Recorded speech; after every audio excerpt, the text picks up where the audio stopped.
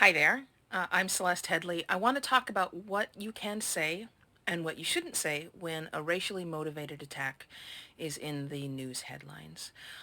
Probably one of the things to remember, first and foremost, is that not saying something also sends a message. Not talking about something is a form of communication. So I don't recommend that you don't say something.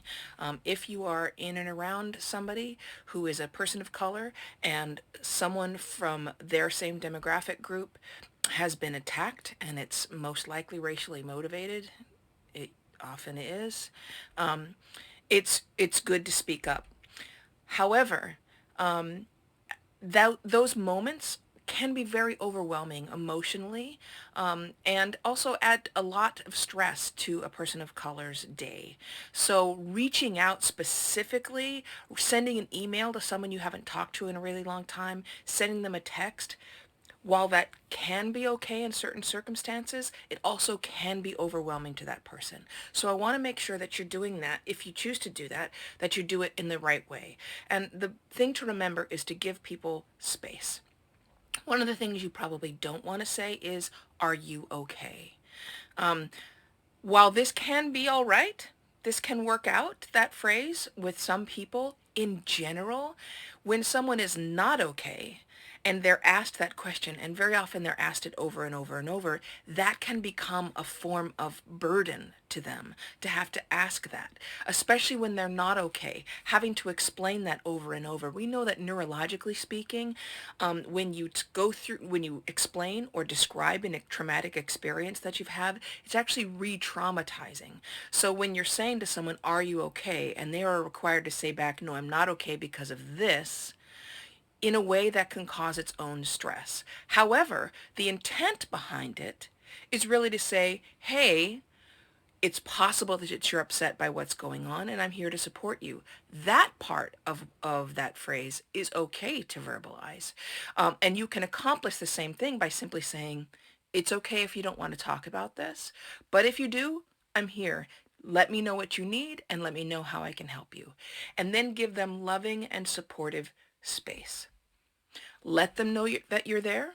Let them know that you're available should they need support, should they need to talk, and then back up and give them space. Some people will need to have that kind of cathartic experience of talking it through with someone. Some other people will need to be alone. They'll need time to process.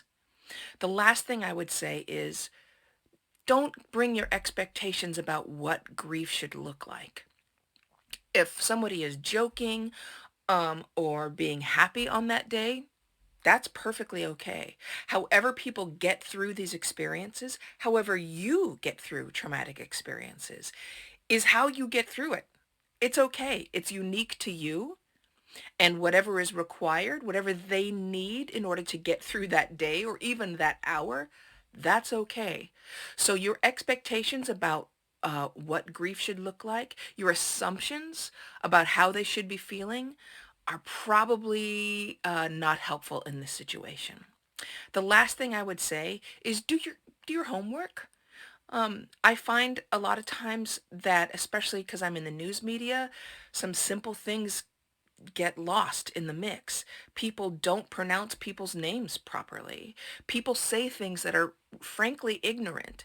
And they do that because they haven't done their homework. They haven't done even the smallest amount of reading to figure out how to talk about a culture that is different from their own. If I were to talk about science, or I were to discuss some scientific study, I would go and do a little bit of reading. And in this particular case, it's the same thing. It's the amount of respect that you showed this topic, which you are not an expert in, because it's a culture that is different from your own. So do a little bit of reading first to make sure that you're showing some respect to that culture and to those people. As always, thank you for having the conversation anyway, and thank you for caring about how to do it right. Good luck.